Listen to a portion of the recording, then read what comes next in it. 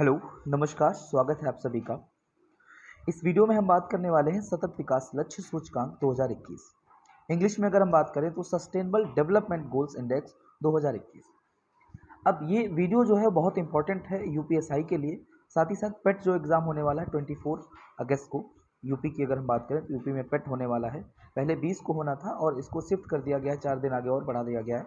24 तारीख को एग्ज़ाम आपका होगा, 2 पालियों में होना है।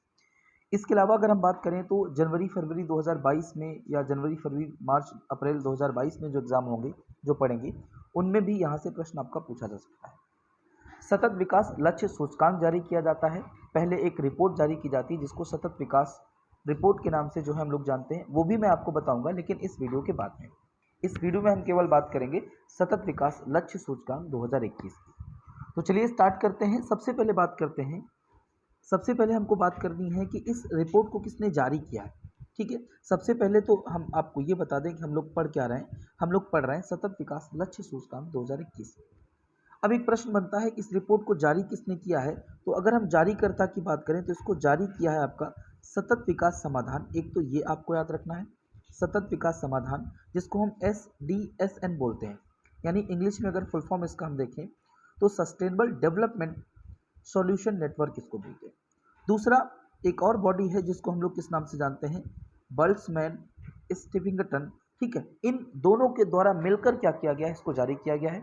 मुख्य रूप से जो आपको याद रखना है वो आपको ये याद रखना है, सतत विकास समाधान नेटवर्क यानी SDSN, या हम कहें सस्टेनेबल डेवलपमेंट सॉल्यूशन नेटवर्क।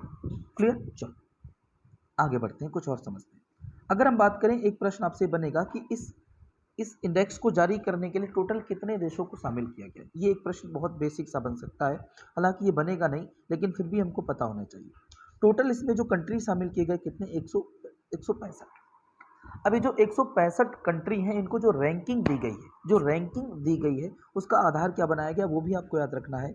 इस सूचकांक के लिए विभिन्न देशों को 17 वैश्विक लक्ष्यों के मामले में उनके प्रदर्शन पर जो है क्या दी गई, उनके प्रदर्शन के आधार पर रैंकिंग दी गई।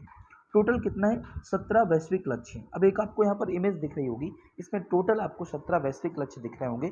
इन लक्ष्यों की हम बात कर लेंगे जब हम रिपोर्ट पर बात करेंगे इसकी। अभी केवल इंडेक्स पर बात कर रहे हैं, तो इन लक्ष्यों पर अभी हम बहुत ज़्यादा चर्चा नहीं करेंगे।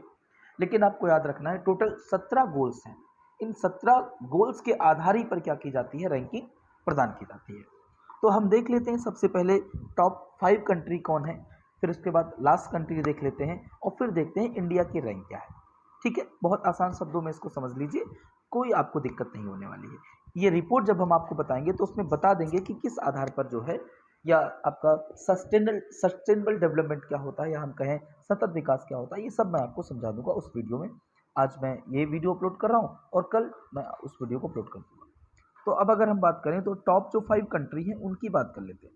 टॉप 5 कंट्री की अगर बात करें तो सबसे पहला जो नंबर आ जाएगा, ठीक है, सबसे पहला जो नंबर आ जाएगा वो किसका आ जाएगा, फिनलैंड का।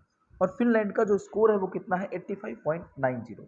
स्कोर नहीं भी याद रखेंगे तब भी चलेगा, कोई इशू नहीं। दूसरे नंबर पर जो है वो आपका कौन है, स्वीडन है। स्वीडन का स्कोर 85.61 है। 85 पॉइंट कितना है, 61 है। बहुत ज़्यादा आप अंतर नहीं है देख रहे हैं, बहुत ज़्यादा अंतर नहीं है, बहुत माइनर साइज में अंतर है। तीसरे नंबर पर अगर हम बात करें, तीसरे नंबर पर कौन है आपका, डेनमार्क है। तीसरे नंबर पर डेनमार्क है। फोर्थ नंबर पर जर्मनी है और फिफ्थ नंबर पर कौन है, बेल्जियम है। फिफ्थ नंबर पर कौन हो जाएगा आपका, बेल्जियम हो जाएगा।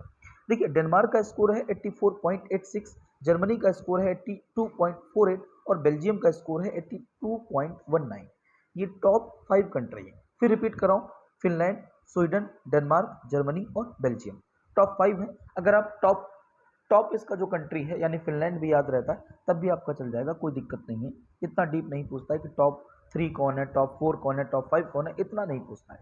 ठीक है, टॉप पे कौन है वो आपको याद रखना है, फिनलैंड है। अब इसके बाद अगर हम बात करें लास्ट कौन आया, लास्ट भी तो हमको पता होना चाहिए। लास्ट की अगर बात करें तो लास्ट है आपका सेंट्रल अफ्रीकन रिपब्लिक। ये बिल्कुल लास्ट पे आया है, 165वें नंबर पर आया है। 165वें नंबर पर क्यों, क्योंकि टोटल 165 कंट्री लिए गए, है ना। और इसका स्कोर जो है वो बहुत वीक है, बहुत कमजोर है, 38.27 इसका स्कोर है। तो लास्ट वाला याद रखिएगा। अब बात करते हैं इंडिया की, अपने भारत की भी तो बात कर लेते हैं। अपने भारत की अगर हम बात करें तो ध्यान दीजिएगा, प्यार से इसको समझ लीजिएगा। ठीक है। भारत की अगर बात करें तो इंडिया का जो स्कोर है, जो रैंकिंग है वो 120 है, और जो स्कोर है इंडिया का वो कितना है 60.1। कहीं कहीं पर 60.01 लिखा हुआ है, लेकिन जो सही रैंक है वो 60.1 है। 2020 में जो इंडिया की रैंक की, ये भी आपको पता होना चाहिए, क्योंकि जो एग्जामिनर है ना वो खेलता है आपके साथ। वो कभी कभी क्या करता है, करंट ईयर की रैंक ना पूछकर आपसे क्या करता है, जो इंडेक्स होते हैं खासकर उसमें, वो पिछला जो ईयर होता है, जो लास्ट ईयर होता है, उसकी रैंक पूछ देता है। और ये सब कुछ आपको बहुत बार देखने को मिलता है, आरओ में, यूपीपीएसएस में, बीपीएससी में या एमपीपीएससी में, यहाँ पर ये सब कुछ आपको देखने को मिलता है। तो कम से कम जब कोई आप इंडेक्स पढ़ते हैं तो उसका जो पिछला ईयर होता है उसकी भी रैंक आप जरूर पढ़िए। ठीक है, चलिए कुछ जानकारी मैं आपको और देता हूँ। इंडिया की रैंक आपको याद रखनी इस बार, यानी 2021 में कितनी है, 120 है, 120। ठीक है, और 2020 में कितनी थी, 117 थी, यानी 117 थी। इस बार जो स्कोर है, स्कोर इसी बार वाला याद रखना है आपको, 60.1। ठीक है, यानी 100 में कितने पॉइंट मिले हैं, 60.1 मिले हैं, और 60.1 के साथ भारत की रैंकिंग है 120। मैं बार बार रिपीट कर रहा हूँ, 120 इस बार किसमें, सस्टेनेबल डेवलपमेंट जो गोल इंडेक्स है, सतत विकास लक्ष्य इंडेक्स है, या आपका जो है इंडेक्स को हिंदी में हम लोग क्या बोलते हैं, सूचकांक 2021, उसमें भारत की रैंक 120 यानी 120। राइट, चलो अब मैंने आपको स्टार्टिंग में बताया था कि इसको जारी कौन करता है। ठीक है, इसको मुख्य रूप से मैंने बताया था, इसको जारी करता है कौन, आपका यहाँ पर ध्यान दीजिएगा, बताया था आपको सतत विकास। ठीक है, ध्यान दीजिएगा, कौन जारी करता है, सतत विकास समाधान नेटवर्क, यानी सस्टेनेबल डेवलपमेंट सॉल्यूशन नेटवर्क।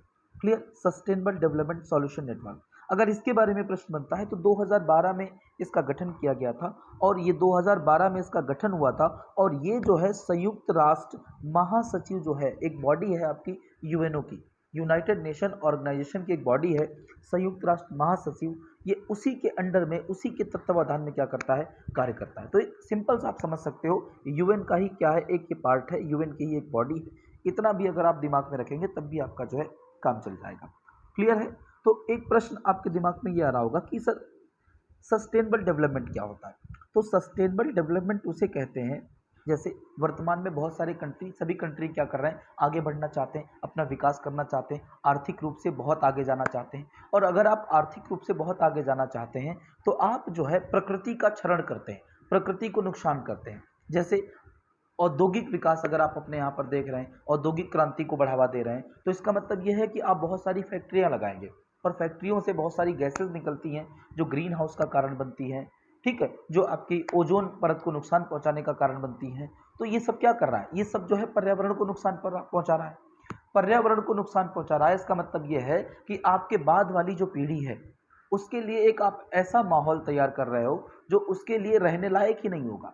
तो हमको क्या करना है, एक ऐसा विकास करना है, एक ऐसा विकास करना है जो हमारी आने वाली भावी पीढ़ी जो है उसके अधिकारों को, उसकी ज़रूरतों को जो है छीनता ना हो। ठीक है, उसको स्वच्छ जल मिलना चाहिए, स्वच्छ वायु मिलना चाहिए, वन मिलने चाहिए, ऑक्सीजन मिलनी चाहिए, ये सब कुछ हमें उसके लिए बचा कर रखना है, ऐसा विकास करना है। क्लियर है, उम्मीद कर रहा हूँ सस्टेनेबल डेवलपमेंट आपको समझ में आया होगा। नहीं आया है तो परेशान होने की जरूरत नहीं है। अगला वीडियो जो मैं आपको अपलोड करूंगा जिसमें सतत विकास रिपोर्ट के बारे में बताऊंगा सारी बातें, उसमें मैं और ज़्यादा से क्लियर कर दूंगा। तो इस वीडियो में इतना ही। वीडियो अगर आपको पसंद आया हो तो वीडियो को लाइक और शेयर करें, और साथ ही साथ चैनल को सब्सक्राइब करना बिल्कुल मत भूलें। यूपीएसआई स्पेशल के लिए पॉलिटी मैं पढ़ा रहा हूँ, रात में 9 बजे से लाइव क्लास होती है। अगर कोई व्यक्ति इस वीडियो को पहली बार देख रहा है तो वो रात में 9 बजे लाइव ज्वाइन कर सकता है यूपीएसआई की स्पेशल जो मैं पॉलिटी पढ़ा रहा हूँ उसके लिए। इस वीडियो में इतना ही। Thank you very much.